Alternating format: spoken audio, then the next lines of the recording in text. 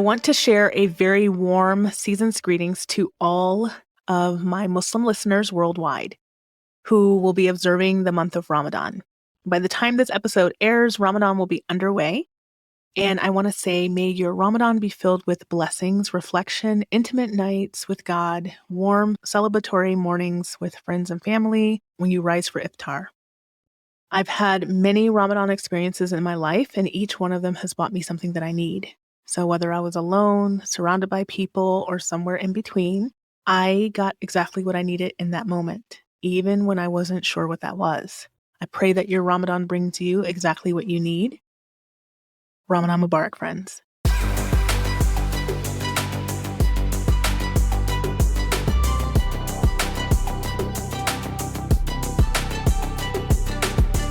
Welcome to the Black Girl Business Bar podcast. I'm your host, Khalida Dubose, and this podcast is my love letter to all of you, especially you, Black women and women of color. I'm on a mission to help you thrive in your business and your life by bringing you practical advice, tips, and mentorship that will empower you to make bold moves. I want to see you increase your sales, overcome your mindset blocks, and step into your best self as the leader of your business and your life. All right, so let's hop into this topic today. I am here to chat with you about the real reason why you aren't confident when it comes to coaching. I have a couple tips here for you to consider when it comes to one-to-one coaching. I should make that very clear, one-to-one coaching. And so I know I have some service providers who listen to this podcast. So whether you're an OBM or you're doing some type of VA work or you're a copywriter or a podcast producer, manager, this will go for you as well, especially if you are thinking about potentially adding a coaching element or a course element onto your business at some point in the future, if you haven't already. So I decided that I wanted to talk about this because I had a few people speak to me about how they felt like one-to-one coaching wasn't for them. It wasn't going to help them scale their business fast enough. They had all the thoughts and all the feelings about one-to-one coaching. And so I teach one-to-one coaching when I do my one-to-one coaching program. When I work with coaches, I work with them on growing their business from that point of view. So I'm going to share a little bit about that with you today. And when I work with service providers, generally we're working on anything in the business. But if we're talking about starting a course, etc., then my advice to them is usually to go the one-to-one route until they really have a grip on what is going on with their clients. I know we're all tempted to think, you know what, I was there before, especially when you're on the service side. If you were starting with your business, if you were starting with being a BA and you understood how hard it was, or if you were starting with being a copywriter and you had to learn all the things, you think, okay, the next natural step is for me to train more VAs or more copywriters. And I'm going to do that in a course because on the one hand, I still have client work to get done, right? You're a done for you service provider. And then on the other hand, I want to save some time without having to coach. So hear me out on this one. I know you might think this doesn't pertain to you, but it does. And I realize, as a caveat here, I realize that some of you really just like the idea of a group setting because it energizes you. But for this talk, I encourage you to just suspend what you think you want and start to think about what might be best for your client and your business in the beginning. So just a little bit of background in my story. When I first got started in this space, I thought the way to start my business as a coach was to enroll in a program on how I could teach my knowledge through a course. I didn't really think about being a one-to-one coach because I didn't even understand that that was really a thing. I mean, I thought I knew it was a thing, but I just didn't apply it to myself. And so I thought, I want to make a lot of money. I want to be able to make this sustainable for me so I don't have to work with like a bazillion people. And the way to do that is just to learn how to turn this into a course. So my idea here was I enrolled in a course, and what I was going to do was I was going to try to enroll like up to 10 people and teach them all at once. And then when I figured out what was working and what wasn't each time I launched it, I would raise the price as my course got better. That was the overall business plan that I had. And I spent months and months and months trying to figure that out, going in circles, and it was not working for me. And I was like, darn it, why isn't this working? 10 months in, I started listening to my first business coach's podcast, and I heard her talking about one-to-one coaching, and I heard her talking about what you could achieve in coaching, etc. And I ended up reaching out to her. And of course, She became my business coach, and we talked about why starting your business with a course wasn't the best way, or adding on to, your business when you're becoming, like, if you're a service provider, in a way, it might not be the best to just go the course route. So I want to talk to you about some of the reasons that I see coming up mindset wise, where people are like, you know what, maybe I need to go the course route. So you're thinking way too much about you. That's one of the things that's coming up, or that's one of the things that's happening. Sorry. Because when you start to have thoughts like, I don't want to offer one-to-one because it's not energizing enough for me, or I'm not going to be able to make enough money, you're probably thinking about you too much. You might feel, so let's just ground this in like a real scenario. You might feel like you don't have enough to offer one-to-one clients. This is something that I've actually heard. So let's keep it to the, something realistic, give you realistic examples. Some of my clients have done workshops and group stuff, and they feel more comfortable there. But I see them getting stuck in this area where they don't really know how to put together a full-on group program that's going to make them money, and they're going to be able to market over and over, and it's going to turn into this big thing. So what's the difference between these people who have these super successful group programs? And I'm going to keep with group programs, because group programs is really what I'm talking about here, where you're still in that program coaching. I'm not talking about an on-demand course, okay? And so they feel like they're going to run out of things to say. It's going to be hard to work with people one-to-one, or they have so much knowledge they need to put this into a course. And then there's all the feelings about feeling uncomfortable with just one person. I totally get it, okay? I don't know about the uncomfortable one-to-one person. I love one-to-one, but I do understand where you're coming from. We all have different personalities, but I just say, consider this, okay? In this first point, when I think you're thinking way too much about you, consider this. The sessions aren't for you, right? So if you're that person who feels like, oh, I don't have enough to say to this one person, or this is going to be uncomfortable energy because it's just going to be us, like, what do we do after this point, right? These sessions aren't for you. They're for your clients. And it's your client who's really going to set the tone of every single one of those coaching appointments. They're going to tell you what they need.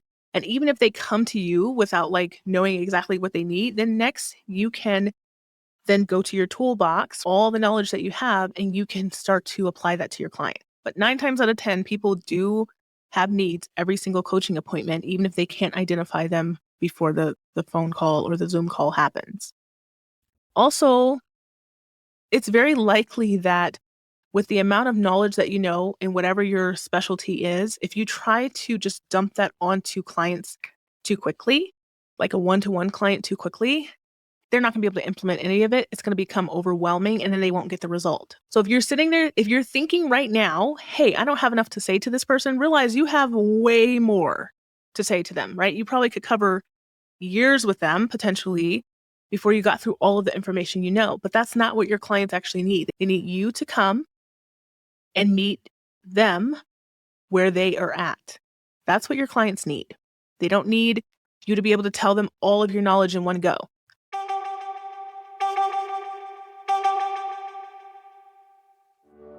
Hey friend, popping in for a quick break to say thank you for your continued support of the Black Girl Business Bar podcast. I launched this podcast because I wanted women of color just like you to have a place to go for tips, advice, and mentorship as you build your business, create your legacy, and step into the woman that you've always desired to be. Outside of this podcast, the most powerful way that I help women is through one-to-one coaching. I help women just like you get crystal clear on the foundational principles of marketing, sales, building community, and implementing systems. I've experienced with my own business and the businesses of my clients that once you understand the basics, there's no limit to what you can create and achieve. I invite you to book a sales call with me to see if one-to-one coaching is what your business needs to start seeing steady growth or get to the next level. Check out the show notes for the link to book a call, or visit my website at khalidadubose.com and book there. I look forward to speaking to you soon. All right, let's get back to the show.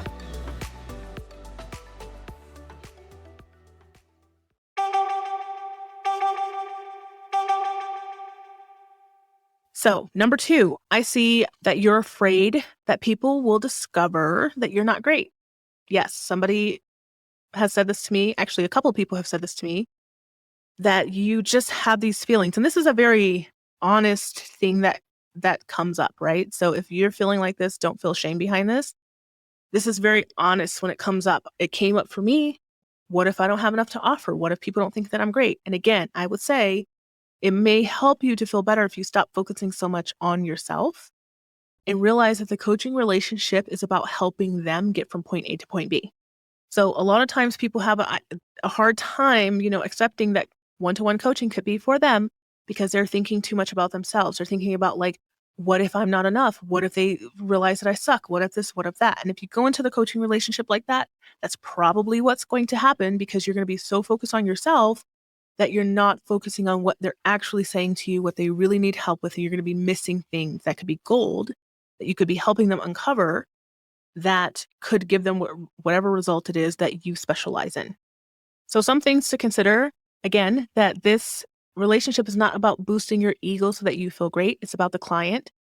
And also just have this thought too. First, I just want to say, think good thoughts about yourself. Okay. This is something that my coach said to me. Actually, all of my coaches have said this to me in some way, shape, or form. Think good thoughts about yourself. And that's what I do now. I think good thoughts about myself.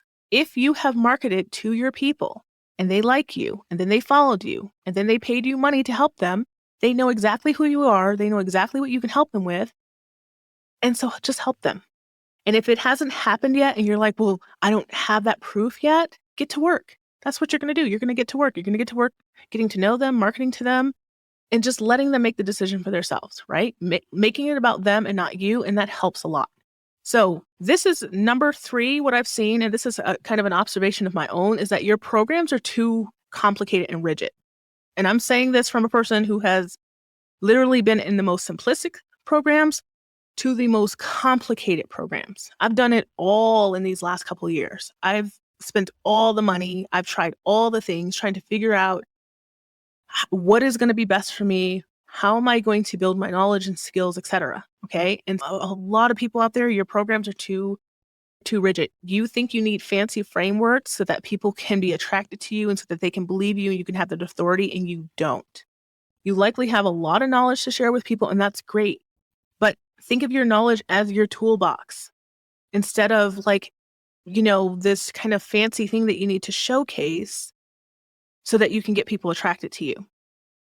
Again, I think here you're thinking too much about what you want versus what they need, right? You want them to go through this process because it was a process that maybe you went through or that maybe you've helped somebody else go through, and it got this result. And if you can just keep getting these results, then it can keep increasing your bank account. And that's great. Essentially, that is something that we have to consider. But also take a step back from that and consider that your clients may not need a rigid program. They just might need you. So this is something that was game changing. And I want to give the credit to my coach for saying this to me. And I actually think both of my coaches said it, but it was the second coach where it sunk in. Just consider that your clients need you to just show up. They need you to show up and just be there. You have the knowledge. Now they need you to show up, and they need to be able to tell you their story over and over in different ways and different ways that is showing up in their life each session. And then you come in with your expertise, right? You help them through it, depending on what you're doing. But we're all essentially helping them through it. So consider this. This might be very helpful for you to consider. Those of you who have the fancy frameworks, I am not telling you to throw them away, but consider that clients need new information, especially in bite-sized chunks that they really internalize. And even if you have somebody who comes to you and says, I knew all this information, right? I had a conversation with one of my girlfriends, one of my colleagues here in the online space about this. Even if somebody comes to you and they say, I already knew this information, great. I'm glad that you're actually telling them information that they knew, because now they're hearing it again, which is going to further solidify it for them. It's going to help build that foundation for them more. And it's beneficial because they don't have to learn something new that they have to implement. So sometimes when you get into a program and the information isn't all brand new, that's great. That's great. And for those of you out there who are worried about that your programs aren't going to just be brand new, shiny information, stop worrying about that. Because for me personally, as somebody who, I'm a connoisseur of information, right? I'm always taking it in and I love to learn. I love when I don't just learn something brand spanking new that my brain has to wrap itself around and create new neural pathways to understand. I love when it's a concept that I heard it differently from this provider and then I can apply it. And so I tend to gravitate towards programs where the information is given to me in bite-sized chunks over time, or it's not all new, or the person can work with me one-to-one to make it make sense for me. And that doesn't happen so much in group programs, especially if you are too new and you don't know how to run them. I'm currently in a group program and it is wonderful. It's phenomenal. But it's phenomenal because my coach coached for hundreds of hours, one-to-one, before she decided, okay, I know exactly what's going on with women. I can see what's happening with my women. Let me help them out. On top of that, she was coached for hundreds of hours one-to-one by her coaches. She invested the money in what it was like to be in one-to-one relationships. And then she spent her time doing one-to-one relationships with her own clients. So she's definitely walking her talk. That's what a lot of us need to be doing, okay? My central message here to you is you don't need the fancy frameworks for your clients to get the results. And I know that this is going to sound, for some of you, it's going to be blowing your mind because in the online space, everybody's like, everything has to be fancy. It has to be fancy. You want clients, honestly, who are savvy. That's what you really want. You want savvy people who know what they want. You don't want people who you're just tricking into your program. And when you think you need all the fancy frameworks, but you don't know how to get there, then essentially you're throwing something together and then you have to trick people into trying out your methods. That's what's happening. Let's just be honest here, right? So do yourself a favor, coach one-to-one, see what the people need, talk to them over and over, take the time to do it, be patient. It can happen a lot faster than you think, and then build out your methods. I'm still in that stage. I'm going to be so transparent with you guys. I'm still in that stage where I'm like, this keeps coming up. And I'm thinking about programs and I'm thinking about, things that I can do in the future. And I spent so much time trying to come up with frameworks and acronyms and all these types of things. And it's just so silly, right? You need to give people what they need. They might need to work with you one-to-one. They will get a lot out of that, and so will you. Another thing that has come up that I've noticed, this is my observation, and I have this observation from my clients. I've had this observation from sales calls, strategy calls, and myself, is that you aren't giving yourself enough time to be a beginner. You aren't allowing yourself to be a beginner. So most of us, if you're listening to this podcast, you're at some early stage of your entrepreneurial journey. And by early stage, I don't mean in years or months. I mean in knowledge and implementation, right? In how much money you've been able to make.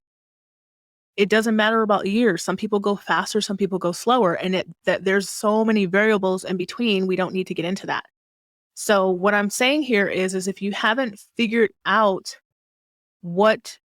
how to do your sales, if you haven't figured out your marketing, if you don't know your people exactly yet, but you're in that journey and you're learning, that's great.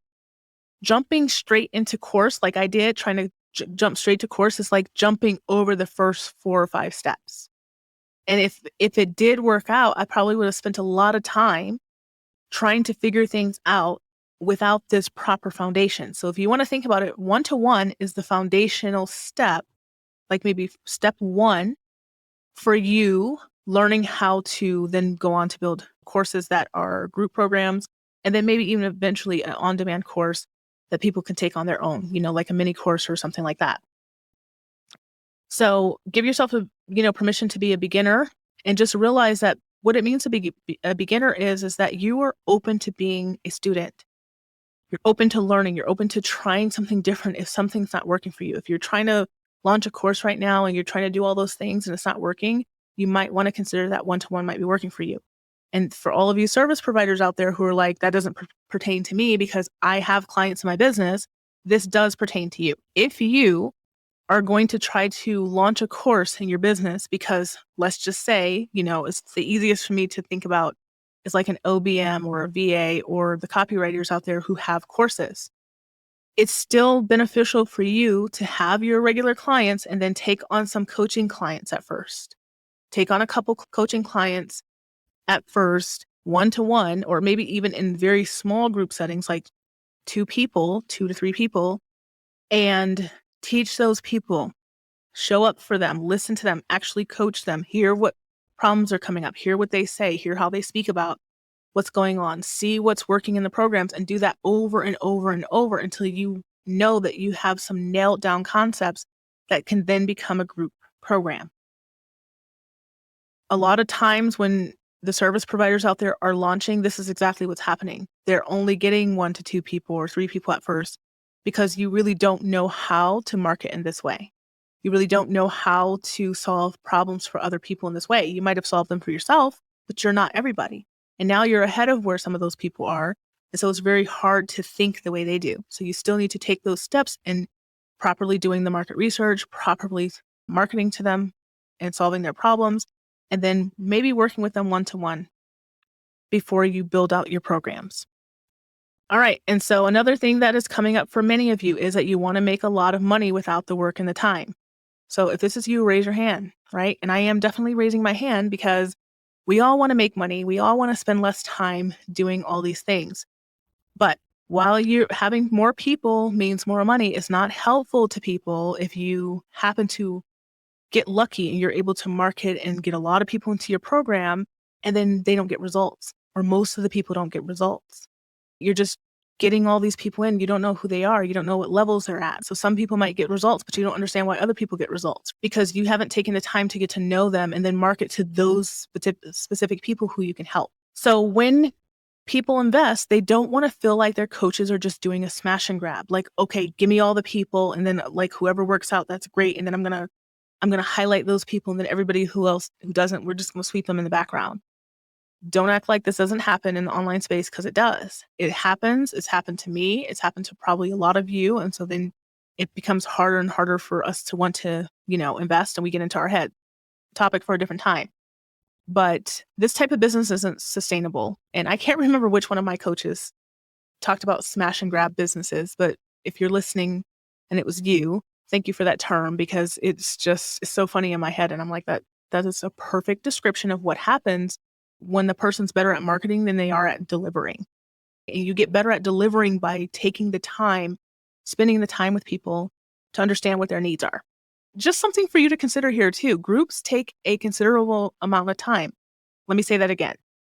Groups take a considerable amount of time, work, planning, support, creating solutions, hiring people who are going to help you with those groups. And these are phenomenal groups that are really, really good. Take this effort. And so if you're thinking, well, I don't have to have a group like that, I can just kind of throw it together and people can get their results because 6 or 7 years ago on the internet, that's what people were telling you to do. Think again. The game has been leveled up. People are stepping up their game. Just stay in your lane for the time being and learn what your people need. Don't think that, I have the same target audience as this coach, so I see her doing it, so I can do it, right? Learn what your people need and then get yourself to that point. So consider this. Focus on how you can help people, what the common issues are. See what's coming up for a dozen or so clients. See what things keep popping up. See how you can potentially create solutions for people or even have really good advice around these areas. Help those people solve it so you have case studies later on. But then when you get to that point, you can implement, a group program. You could even start building it and testing it out in your one-to-ones if you want. But the point here is that you want to go slow right now so that you can go fast later on. And if you've been doing this for years and you've been on that kind of a course and group model and it's not working, this could be why. This might be something you want to look into, taking clients one-to-one, and then building a proper program based on actual needs and wants, not what just came from your brain. So I hope this was helpful for you. I hope that kind of cleared up why I think one-to-ones are so great. And I hope that if you are a person who really still feels like, but the group gives me energy and all the things, that you can consider what might be, if you can just suspend that for a little while, what might be great for your clients and what might be great for your business. Not that you can never get back to group, but that this might be a place for you to come first. Thank you so much for hanging out and listening to the Black Girl Business Bar podcast. If you haven't already, hit that follow or subscribe button so you never miss an episode. If you found today's episode helpful or had any aha moments, tag me on socials so that I can know about them. And as always, friends, we're dropping podcast episodes on your favorite podcast player every single Tuesday. and episodes on YouTube every single Thursday. And we can't wait to see you back then.